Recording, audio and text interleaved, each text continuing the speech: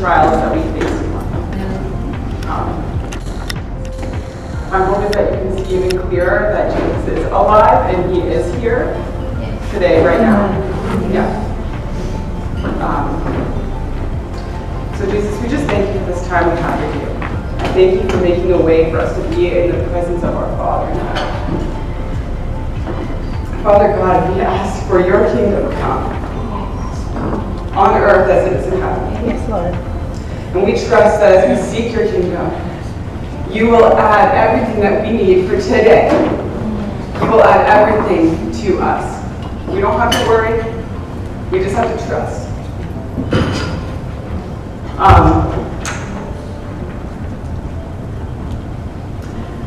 Before I go in, I just want to say that my story can seem very heavy and hopeless and dark, but I want you to see God triumph over evil and believe that he can do the same for you. So I was raised in an atheist home. So there was no foundation of Jesus or God really, except for my grandparents who are Roman Catholic and didn't really talk about it much. But so grade 1, I'm walking down the hall at school, and this stranger comes up to me, and she falls on her knees, and she's just weeping. She's just bawling her eyes out, and she grabs my face, and she says, "Jesus loves you." And I was like, "I don't know who Jesus is. I don't know anybody by that name." And she's like, "No, you know who Jesus is, and he loves you." And I said, "I don't know Jesus. Like, who is Jesus?" And she's like, "Go home and ask your parents." So I go home and I'm like, "Hey Dad, do you know who Jesus is?" And he's like, who told you about Jesus? And I was like, "This girl at school told me about Jesus." And he was angry. I'm telling you, like, I saw my dad, I was terrified. Like, and he literally yelled at me for 3 hours, like, God was not real. I put you in public school for a reason, all that stuff, right?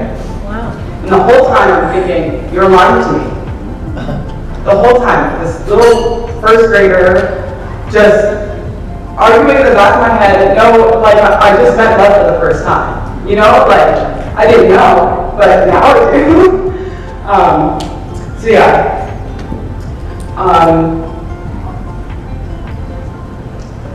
So my dad has had mental health issues and addictions. So the kind of people he brought into our home and the kind of behavior he had when he was off his medication left me feeling hopeless. I was sexually assaulted from age 4 to 24 by multiple different men and women. I would go to sleep and I would remember thinking before I went to bed, who's my dad going to be tomorrow? Is he going to be nice to me? Is he going to be different? Is he going to hurt me? I just never knew. And I would wake up screaming in the middle of the night because I would have night terrors.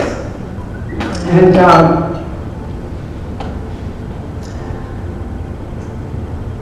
comments that my dad's friends would make to me, I didn't believe in myself. I didn't believe in God. And when I was 18, I got really heavily into alcohol and tried using drugs. And it got to a point where I found that if I drank alcohol, I would black out and I would feel dead. I wouldn't be aware. It was the closest thing I could find to death. So it got to a point where I was at a party and I would be walking to the LCBO, going in the LCBO, cracking open a bottle, chugging it back, and walking out. That's how that was. And just so that I could just lay flat. And the last time I was living with my dad, I ended up leaving and I was homeless for 36 days in the middle of winter. I wanted to die so bad that I would hide. I would hide behind parked cars, waiting for cars coming. And I would be bent down and I would literally jump out in front of moving cars.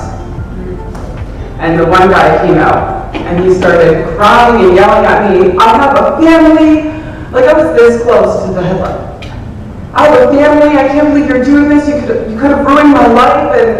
And then I ran down the street to the frozen pond, or the Lake Ontario, and I ran into the middle of the lake, and I was jumping and stomping because I just wanted to fall into the water. I wanted to die so bad that I knew that if I could break that ice, I would come back up.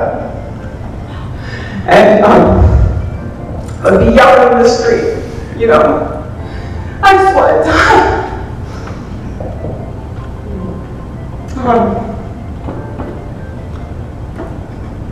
This man came up to me when I was on the street, and he started telling me about Jesus. And I'm like, get the F away from me, like I don't want to hear this. And it got to the point where I ended up punching him in the face because I didn't want to hear it. I'm like, you have no idea what I've been through. And I didn't have it. And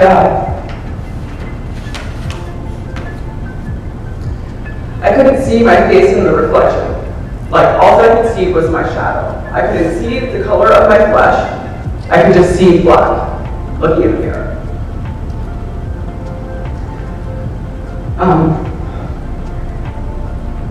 I would go into house parties, pretending that I knew people to get alcohol. So bad. And the last time I did that, I ended up with half of a black face. For 3 weeks, I would walk around with shade and a black face. And I took a pregnancy test, and it was positive, and my entire life crumbled. And I tried to hang myself twice.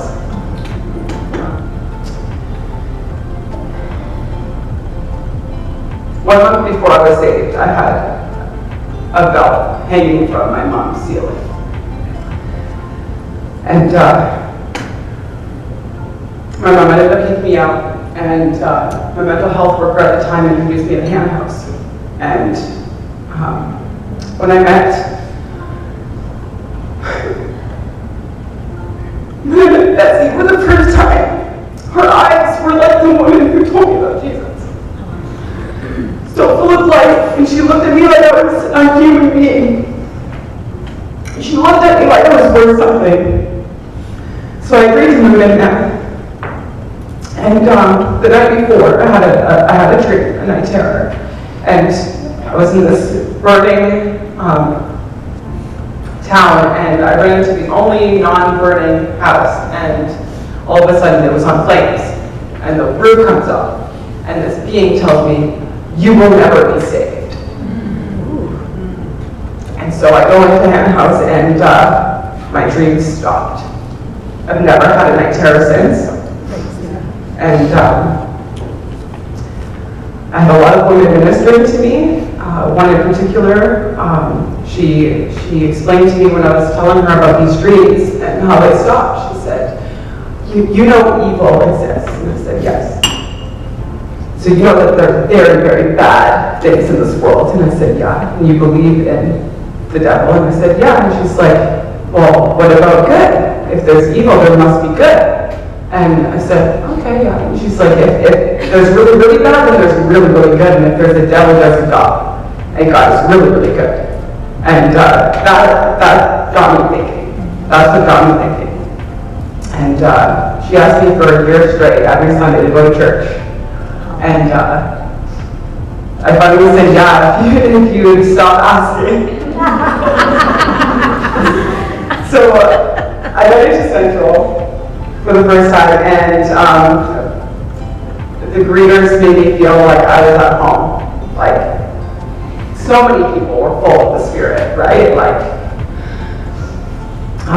So I ended up going to the Alpha course, and that's when I gave my life to Jesus, is through the course. And there's been up and down, a lot of it. I remember just being so surrounded by Jesus that like nothing can touch me.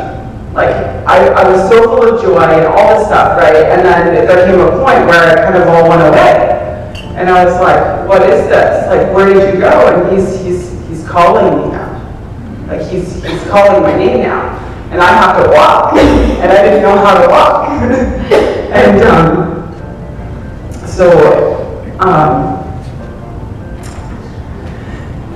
so God speaks to me in ways like visions, dreams, and relationships. So I was sitting down at home one day, and Holy Spirit came to me and said, Sarah, I love you and I want you to teach.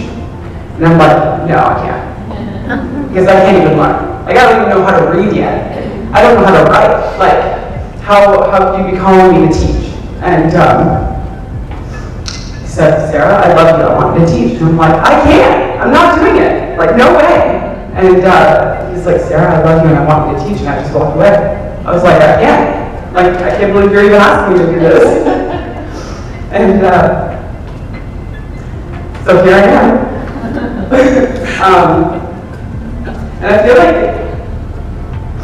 God he's asking me to teach people how to get into the right standing with God. Because I think we really need to understand what Jesus really did.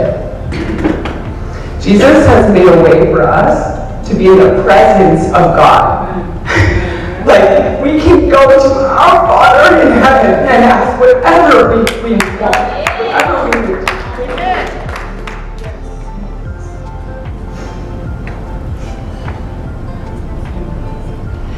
Like, even Jesus in the Bible, he says, it's not me. It's not my teaching. It's my Father who sent me. And Jesus, he's calling us to be like him. Like the picture of him when he's about to get crucified, and he's like, Father, take this cup from me if it's your will. But if it is your will, then I will go. I will crucify. Be crucified. And while he's being crucified, he's saying, forgive them, for they know not what they do. And so when we pray, Father, forgive us as we forgive those who sin against us. We really need that. We really desperately need that. I lost my father a month ago. He was 1 month away at being 51, and there was, in my mind, I forgave him. But I didn't forgive him in my heart until he died. And I believe that there's an urgency for us to walk out forgiveness. Because I had something that he didn't have. And I had something I could have gave to him, and I didn't do it. I didn't. And there was emotions of regret. I've never experienced pain like I did when I died.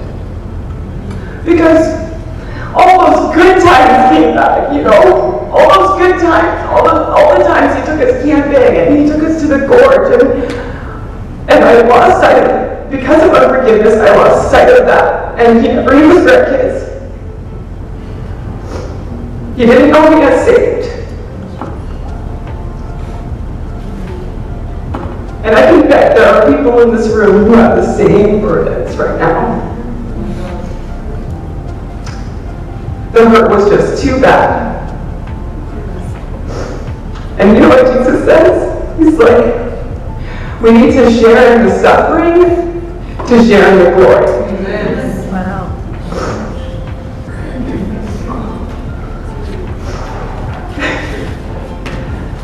I need to call it the hurt, because it's not what we're supposed to have.